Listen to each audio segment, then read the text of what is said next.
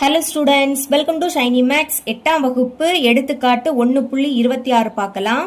108 ஆனது ஒரு முழு வர்க்க எண்ணாகுமா? அதாவது 108 ஒரு முழு வர்க்க எண்ணான்னு கேக்குறாங்க. சரிங்களா?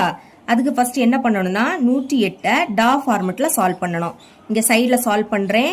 108 பாருங்க, லாஸ்ட் இருக்கக்கூடியது ரெட்டை எண். அப்ப கண்டிப்பா 2ஆம் வாய்ப்பாடு போகும். இங்க முதல் 1 இருக்கு. 1 2 விடைக்கும் சிறிய எண். அப்போ இந்த 0வையும் சேர்த்து எடுத்துக்கணும். 10 அப்படின்னு எடுத்துக்கலாம்.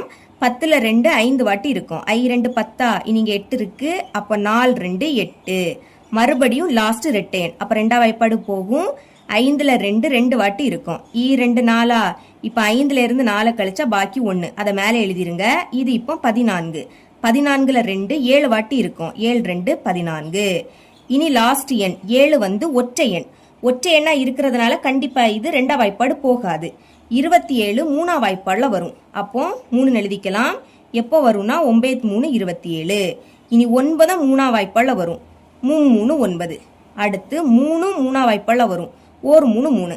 இந்த மாதிரி 1 வாரது வரைக்கும் நீங்க சால்வ் பண்ணணும். இப்ப சைடுல உள்ளதை பெருக்கல் போட்டு எழுதிக்கலாம். 2 2 வாட்டி இருக்கு. அப்போ 2 பெருக்கல் 2. சென்டர்ல மறக்காம பெருக்கல் தான் போடணும். அப்புறம் 3 3 வாட்டி இருக்கு. 1 2 3 எழுதிருங்க. 1 2 3. கடைசியில் உள்ள 1 எழுதாண்டா. இப்ப இது முழு வர்க்க எண்ணா இருக்கணும்னா எல்லா எண்ணுக்கும் ஜோடி இருக்கணும். அதாவது ஒரு எண் 2 வாட்டி இருக்கணும். பாருங்க, 2 இங்க 2 வாட்டி இருக்கு. 3 2 வாட்டி இருக்கு. ஆனா இந்த 3 ஒரு வாட்டி தான் இருக்கு. இதுல இன்னொரு 3 இருந்துன்னா இது முழு வர்க்க எண்ணா மாறும். ஆனா இந்த 3 ஒரு வாட்டி தான் இருக்கு. சரிங்களா? இந்த 3க்கு ஜோடி இல்ல. அப்ப இது முழு வர்க்க எண் கிடையாது. எழுதிக்கலாம். இங்கு பகா காரணியான 3க்கு ஜோடி இல்லை. 3க்கு ஜோடி இல்லாததுனால இந்த 108 முழு வர்க்க எண் கிடையாது. எழுதிருங்க. எனவே 108 ஆனது ஒரு முழு வர்க்க